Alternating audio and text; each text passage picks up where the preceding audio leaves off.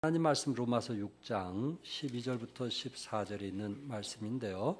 우리 다 같이 일어나셔서 로마서 6장 12절에서 14절에 같이 한번 읽도록 하겠습니다. 로마서 6장 12절에서 14절입니다.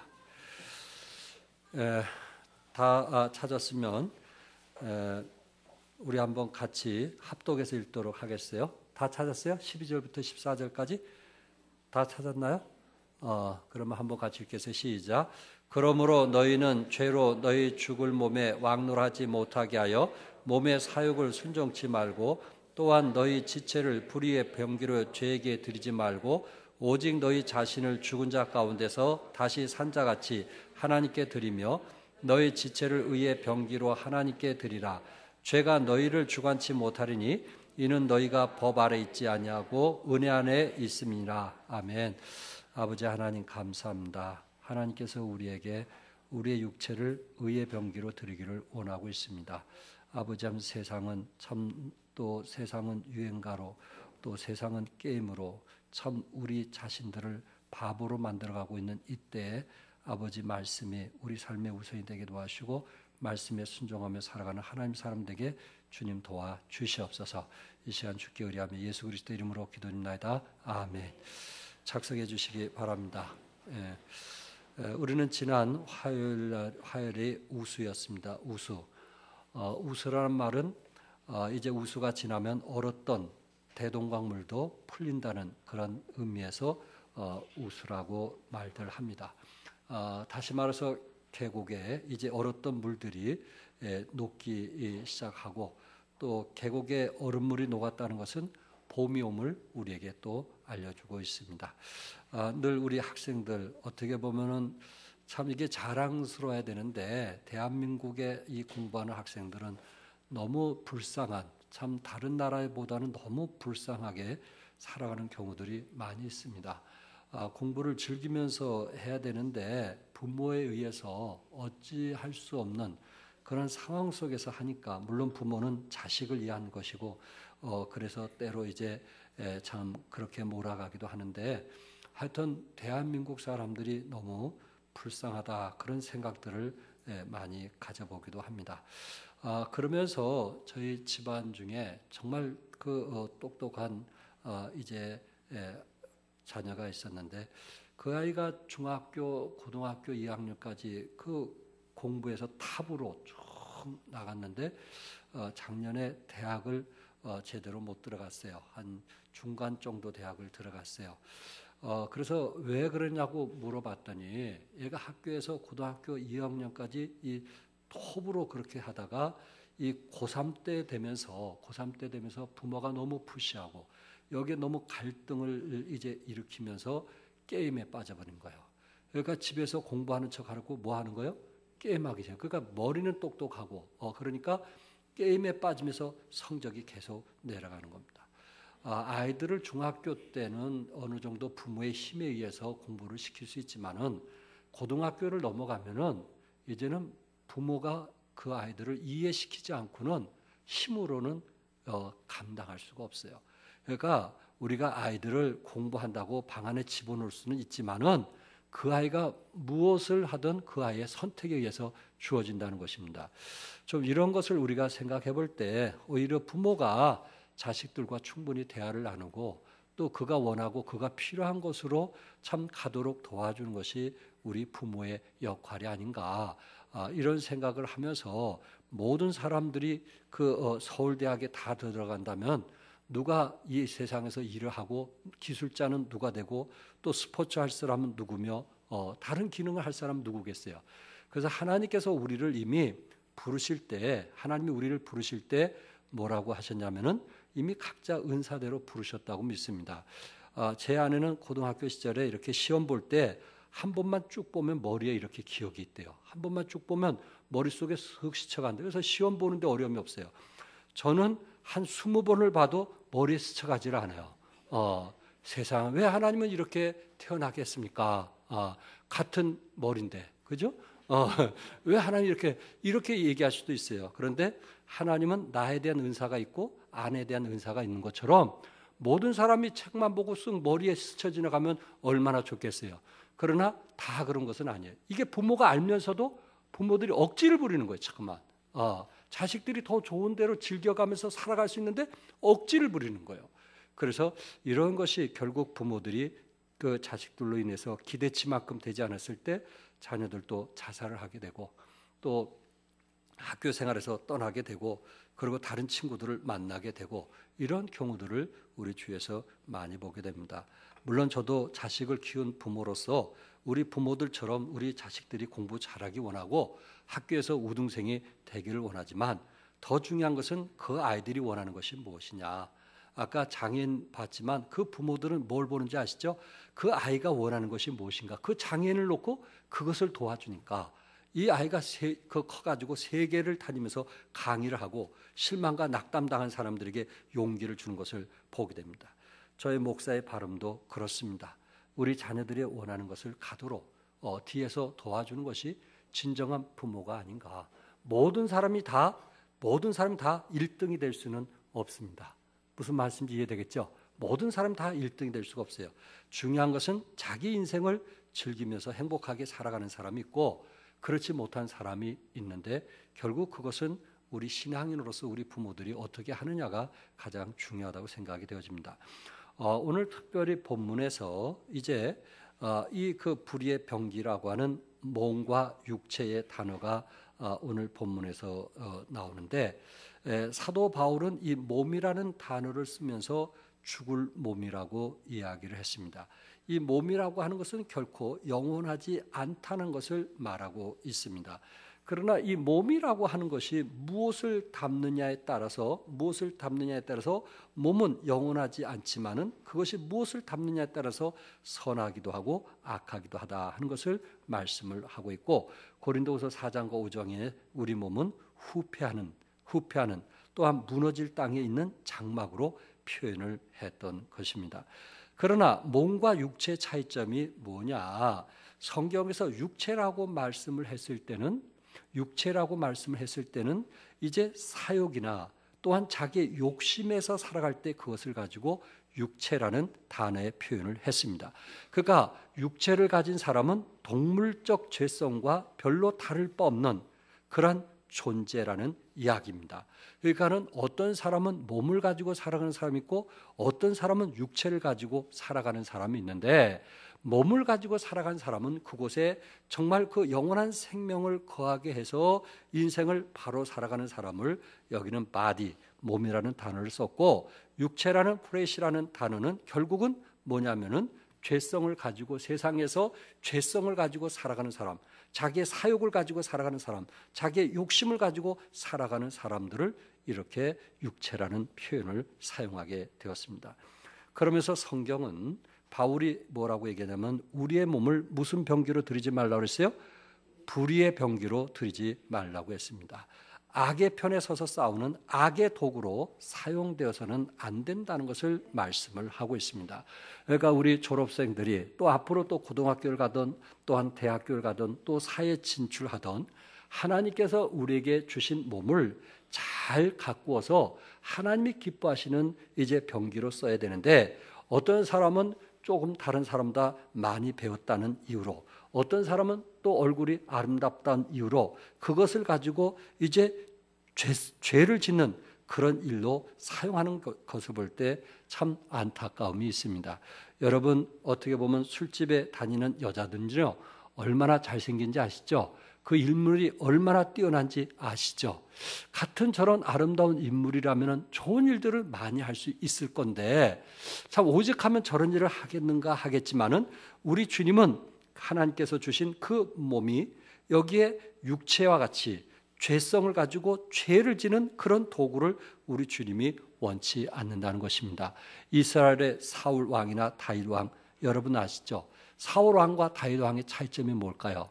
같은 왕인데도 불구하고 사울 왕은 다윗을 죽이게 해서 시기와 질투하면서 인생을 살아왔기 때문에 결국 하나님께 심판을 받았던 사람이고 다윗 왕은 자기에게 아픔을 주고 상처를 준 사람까지 끝까지 용서했던 용서했던, 하나님의 사랑으로 용서하면서 하나님이 원하시는 그릇이 되기를 힘썼던 것을 보게 될 때 하나님께서 어떤 사람을 쓰겠느냐 하는 것입니다. 사울 왕을 쓰겠어요? 다윗 왕을 쓰겠어요? 하나님께서 다윗 왕을 쓰시는 거예요. 하나님께서 그 주신 몸을 정말 의를 위해서 쓰여지는 사람을 하나님이 기뻐하신다는 것입니다. 예수님의 제자였던 가룟 유다도 마찬가지입니다. 그는 예수님의 십자가의 길에 실망을 하고는 자기 생각에 조국의 독립과 해방을 위해서 아예 아무 가치도 없는 예수를 돈으로 받고 로마 군병에게 팔아넘기는 것이 오히려 낫겠다고 생각을 한 것입니다. 자기 사욕을 이제 이에서 살아오게 되었다는 것입니다. 독일의 히틀러가 저지른 역사적인 오류가 또한 그 대표적인 것도 될 수 있는데 자기 어떤 사욕을 위해서 자기를 위해서 살아가는 사람들이 우리 주위에 많이 있더라 하는 것입니다. 에베소 4장에 분을 내어도 죄를 짓지 말며 해가 지도록 분을 품지 말고 마귀로 틈을 타지 못하게 하라고 에베소 4장 26절에서 27절에 말씀했는데 여러분과 나를 하나님은 누구에게 틈을 타지 못하도록 마귀에게 틈을 타지 못하도록 하라고 말씀을 했습니다. 그러니까 하나님이 주신 이 육체를 정말 우리는 시기와 질투로 인해서 사용되지 않기를, 불의의 병기로 사용되지 않기를 우리 주님이 원하고 있습니다. 솔로몬의 아들인 르호보암이 조부로부터 물려받은 나라를 이제 분열시키고 말았던 것을 보게 됩니다. 나라가 분열된 이유가 무엇일까? 참 솔로몬이 결국은 이제 그 죄를 짐으로 그의 아들들이 나라가 남북으로 나눠주는 그런 아픔을 우리는 이스라엘 역사에서 보게 되는데 왜 그랬을까요? 그 역시 왕도 자기 사욕을 따라 정책을 선택했기 때문에 그렇습니다. 결국 같은 몸이라도 그것이 사욕을 위해서 쓰는 것을 우리는 육체라고 표현을 했습니다. 여러분과 나는 하나님께서 나에게 주신 이 몸을 하나님이 기뻐하신 대로 사용할 수 있기를 바라고 사욕보다는 내 욕심보다는 내 나를 위해서보다는 참 이웃을 위해서 민족을 위해서 세계를 위해서 의의 병기로 사용되어 줄 수 있기를 바랍니다. 그래서 오늘 본문 13절에 뭐라고 했냐면 너희 지체를 불의 병기로 죄에게 드리지 말고 오직 너희 자신을 죽은 자 가운데서 다시 산 자같이 하나님께 드리며 너희 지체를 의의 병기로 하나님께 드리라 이렇게 말씀을 했어요. 죽은 자 가운데서 다시 뭐한 것처럼 죽은 자 가운데서 다시 산 자같이 우리의 몸을 하나님께 드리며 너희 지체를 의의 병기로 드리라 이렇게 말씀했어요. 우리 학생들 혹시 구원받지 않은 학생은 없겠죠? 여러분들이 예수 믿고 구원받으면 우리가 죽은 자 가운데 다시 산 자거든요.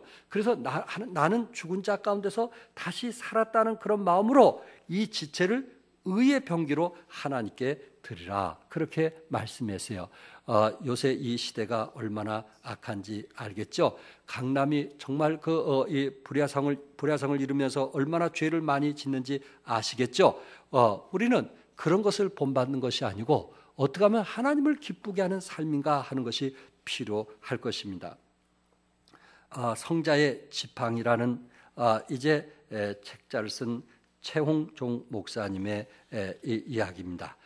물론 우리 주기철 목사님이나 손양원 목사님은 우리가 너무 잘 알고 있는데 이 최홍종 목사님은 1880년생으로서 1922년, 27년에 두 번이나 시베리아에 선교사로 나가게 되었고 또 1919년에는 3.1 운동을 광주에서 주도하다가 투옥이 되었고 1920년에는 광주 YMCA를 창설했고 1932년에는 나환자 근절협회를 창설해서 1933년에 나환자 500명과 함께 11일 동안 도보로 서울까지 올라가서 이 총독부에 소록도 나환자 갱신원을 설립해 줄 것을 약속을 받아내었던 사람입니다. 이분은 해방 후에도 줄곧 나환자들을 위해서 살았던 사람입니다. 나환자들을 위해서 나예방 협회 창설했고 또 삼해학원, 호혜원, 손등원 등을 설립하면서 마지막 인생을 살아왔던 분입니다. 이분이 이제 1935년 나환자들과 함께 살기 위해서 스스로 자기는 죽은 사람이라고 여기고 사망 통고서를 냈어요. 나는 죽었다. 사망 통고서를 냈어요. 그리고 광주 무등산 오방정에 응거하면서 나한 자를 위해서 평생을 보내다가 1966년 86세로 일기를 마치게 되었어요. 이분이 장례식을 치를 때 사회장으로 이제 치르게 되었고, 수많은 나한 자들과 거린들이 관을 붙들고 아버지 우리는 어쩌라고 이렇게 가십니까 하면서 울었다는 실화의 이야기입니다. 한 사람은 일찍이 사망 통고서를 쓰고 이제 죽은 자 가운데서 다시 산 자처럼 나한 자를 위해서 평생 살았던 것입니다. 우리 졸업생들 과연 무엇을 위해서 살 것인가, 남은 여생 어떤 삶을 살 것인가 하는 것은 대단히 값지고 소중하다고 저는 생각이 됩니다. 2004년도에 미국 하버드 대학교에 낙제자들에게 이제 벌칙이 있었는데, 그해 2004년도에 낙제자 10명 중 9명이 대한민국 학생이었다고 합니다. 대한민국 학생 10명 중 9명이 대한민국 학생이었다고 그래요. 그 부모는 한 학기당 한 학기에 전셋값이 드는 그런 돈을 하버드 대학에다 이제 참 입학금으로 또 이제 수업료로 내고 있는데, 이 학생들이 낙제를 하게 된 거예요. 그동안 한국에서는 부모들의 도움에 있어서 잘 했어요. 그러나 그들이 외국에 가서 공부하는데 따라가지를 못하는 거예요. 그래서 미국 교육 관계자는 9명의 대한민국 학생들을 불러놓고 상담을 해본 결과 그것이 뭐냐 했더니, 이제 그들이 하버드 대학교 들어온 것 그것 자체로 그들은 목표였기 때문에 이제 목표가 없어졌다는 거예요. 그러니까 대학에 들어온 것 그것으로 만족했지 그 이상에는 목표가 없었다는 거예요. 그래서 결국은 이제 낙제되는 그런 안타까움이 있었다고 합니다. 우리 학생들 중요한 것은 끝까지 잘하는 것이 중요하다는 거 아시겠죠? 언제까지 잘하자고요? 끝까지 잘하자. 그래서 우리 교회 안에도 대통령이 나올 수 있길 바라고, 우리 교회 안에서도 장관들이 나올 수 있길 바라고, 우리 안에도 좋은 사람들이 많이 나올 수 있기를 바랍니다. 그러나 여러분, 꼭 그 교수만이 우리 그 한국 땅에서 잘 나갔다 이렇게 말할 수는 없다라는 얘기를 제가 하고 싶습니다. 여러분, 교수가 돈 버는 거하고 사업하는 사람이 돈 버는 거하고 누가 더 많이 벌겠어요? 누가 더 많이 벌겠어요? 교수가 많이 버는 줄 아세요? 그가 꼭 그 길만 최선의 길이다 이렇게 생각해서는 안 된다는 거예요. 요새는 스포츠만 잘해도 어마어마한 돈을 버는 그런 시대에 우리가 살아가고 있습니다. 이제 뭐 하나만 잘해도 이제는 어마어마한 돈을 버는 그런 시대에 살아가고 있습니다. 그렇다고 여러분 공부하지 말라, 절대 그런 얘기는 아닙니다. 그러나 그게 다는 아니다 하는 말씀을 드리고 싶습니다. 학생들에게 부정적인 시각을 보인 교수들에게 이제 졸업식에 예일 대학 총장께서 지금 얘기하는 것입니다. 미국의 아주 유명한 하버드 대학하고 맞먹는 예일 대학 총장이 이제 얘기하는 겁니다. 왜? 교수들이 자꾸만 그 학생들을 이제 이 성적을 가지고 학생들을 매기니까 이 예일 대장 총장이 이렇게 얘기했어요. 여러분, 학교에서 A 학점 맞은 학생들을 친절히 대하십시오. 언젠가 그 학생들이 훌륭한 교수가 되어서 돌아올 것입니다. 그래서 한마디 더 이렇게 했어요. 여러분, C학점을 맞은 학생들을 친절히 대하십시오. 언젠가 그 학생들이 200만 불, 20억의 실험실을 지어줄 겁니다. 의미 있는 얘기잖아요. 에? 의미 있는 말이잖아요. 우리는 C학점 받으면 A학점 받은 A에 대해서 항상 뭔가 비교의식을 갖고 그 앞에서 얘기를 못해요. 그러나 C학점 받았다고 해서 좌절하고 낙심하지 말라는 거예요. 이런 사람들은 사업가가 될 수 있다는 거예요. A학점을 맞은 사람은 교수가 될 수 있지만은 C학점 맞은 사람은 뭐가 될 수 있다는 거예요? 사업가가 돼서 돈을 벌 수 있다는 거예요. 돈을 벌 수 있다는 거예요. 절대 실망하지 말라는 거예요. 마지막 강의를 썼던 랜디 포시는 컴퓨터 공학 교수였어요. 그가 47살에 췌장암 환자가 되어서 이제 마지막 강의를 하게 되었습니다. 그분은 마지막 강의 속에서 이렇게 얘기합니다. 어떤 성취든 이루는 과정에서 벽에 부딪히지만 벽이 있는 이유가 다 있다 그랬어요. 여러분과 내가 살아가는데 반드시 벽이 있어요. 벽이 있어요. 그렇지만 그 벽이 부딪히지만 벽이 있는 이유가 다 있다. 그러면서 이렇게 얘기했어요. 그 벽은 우리가 무언가를 얼마나 절실히 원하는지를 시험하는 기회다. 이렇게 말했어요. 여러분과 내가 살아가면서 또 고등학교 졸업하고 대학교 졸업하고 대학원 졸업하고 살아가면서 나만이 가질 수 있는 벽이 있을 수 있어요. 그 벽이라고 하는 것은 우리가 무엇을 절실히 원하는지 시험하는 기회다. 이렇게 말하고 있어요.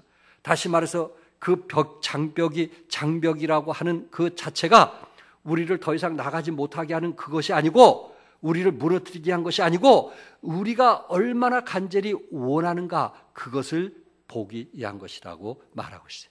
여러분이 원하는 것이 무엇입니까? 그 일을 하세요. 여러분이 원하는 일을 하세요. 여러분이 원하는 꿈을 갖고 그 일을 이루세요. 남들이 하지 못한 그 일을 이루세요. 그럴 때 여러분 그 안에서 행복한 삶을 누리게 될 것입니다. 저는 A 학점 맞아야겠죠. 저도 원하는 사람이니까요. 그러나 중요한 것은 C 학점 맞았다고 실망하거나 낙심하지 마시기 바랍니다. 다시 도전하세요. 다시 도전하세요. 그래서 여러분의 꿈을 이루어갈 수 있기를 바랍니다. 미당 서정주 시인의 국화옆에서라는 시가 있습니다. 한 송이 국화꽃을 피우기에 봄부터 소축새는 그렇게 울었나 보다. 한 송이 국화꽃을 피우기에 천둥은 먹구름 속에서 또 그렇게 울었나 보다. 그립고 아쉬움에 가슴 조이던 머먼 젊음의 뒤안길에서 이제는 돌아와 거울 앞에 선 내 눈같이 생긴 꽃이요. 노란 내 꽃잎이 피려고 간밤에 무서리가 저리 내리고 내게는 잠도 오지 않았나 보다. 여기 한 송이의 국화꽃을 피우기 위해서 봄부터 소축새가 울었다는 표현이 우리에게 의미 있는 얘기 아니겠어요? 여러분들을 졸업시키기 위해서, 여러분들을 훌륭한 자녀가 되기 위해서 여러분을 위해서 눈물로 참 기도하고 있는 부모가 있다는 거 기억하면서 여러분 이왕하는 거 열심히 하시고 여러분이 마음에 가진 그 꿈들을 이뤄나시기 바랍니다. 또한 여러분들이 참 뜻한 대로 되지 않았다고 해서 실망하거나 포기하지 않기를 바랍니다. 하나님께서 나에게 또 다른 길이 있지 않는가 생각하시고 또 그 길을 걸어갈 수 있기를 바랍니다. 우리 졸업생들에게 제가 말씀드리고 싶은 것은 여러분에게는 길이 많다는 거. 아멘. 여러분에게는 정말 길이 많다는 거. 그것을 기억하시고 누가 최선을 다하고 열심히 사느냐에 따라서 그 길이 열린다는 것을 기억하면서 여러분의 몸을 죄의 번기로 들이지 말고 여러분의 몸을 이제 참 게임이나 이런 세상에 여러분의 몸을 들이지 말고 하나님이 기뻐하는 의의 병기로 들여서 하나님을 기쁘게 하는 여러분과 내가 되기를 주님의 이름으로 축복합니다. 우리 시간 다